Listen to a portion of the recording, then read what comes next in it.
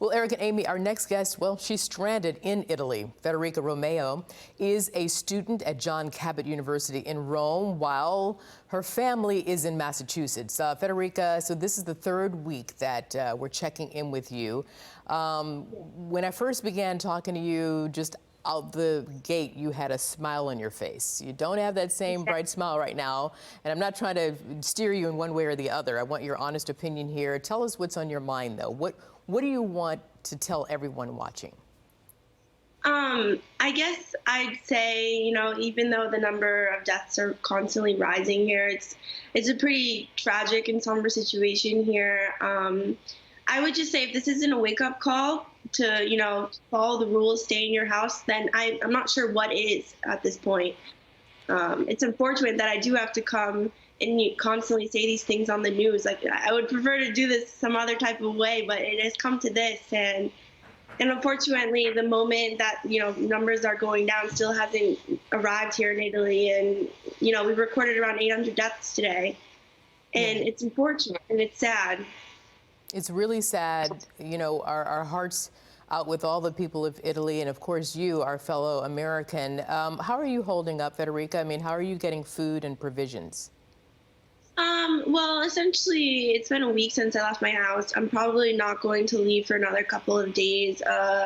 As for the what they put in place, like, we can still go to the markets, to the pharmacy, leave our house for necessary reasons. But apart from that, I haven't, I'm receiving news the same way the rest of the world is. I can't really give too many updates because I don't know much. I'm, stuck in my house, so typical. No, that's a good point. Just wondering if you've kind of got a sense, I don't know how, maybe emailing if you have any friends there. But let me move on, because as we said, you're a senior at Cabot University there in Rome, which means you are of a certain age that at first it was thought that you were not as vulnerable to the coronavirus, your age group.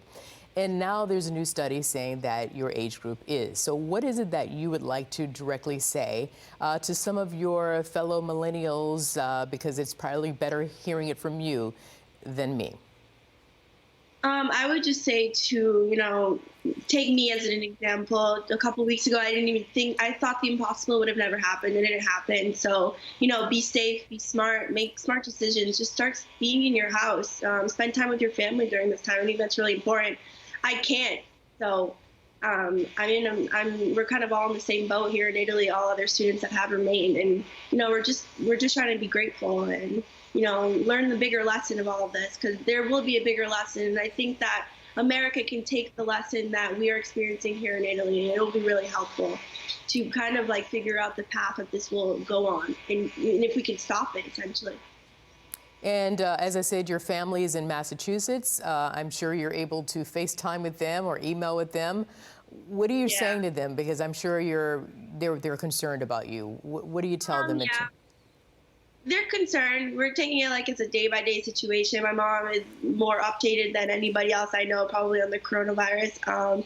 She sends me constantly, the daily statistics of it all. She keeps me updated. I'm really grateful for that as well. But we're taking it day by day, like I said. We're not sure when I'll be home. I'm not too, up to date on what the travel restrictions are currently, so I'm not sure. But I was looking at price of tickets. They're still about $2,000. But like I said, it's not about the price. It's more about the risk, and we're going to wait it out. But they miss me, and I miss them. So.